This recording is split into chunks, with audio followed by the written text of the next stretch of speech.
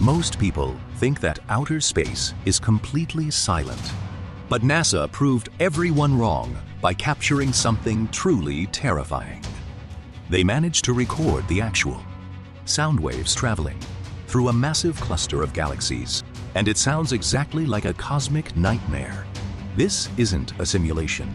And it sounds like thousands of lost souls groaning in a deep, pitch-black abyss. Scientists discovered that the black hole sends out pressure, waves that cause ripples in the surrounding hot gas, which can be translated into an audio frequency the human ear can actually hear. Hearing this makes you realize how beautifully scary our universe really is. Would you dare to listen to the full audio alone in the dark? Let me know in the comments, and subscribe to FactHedge for more mind-blowing cosmic secrets.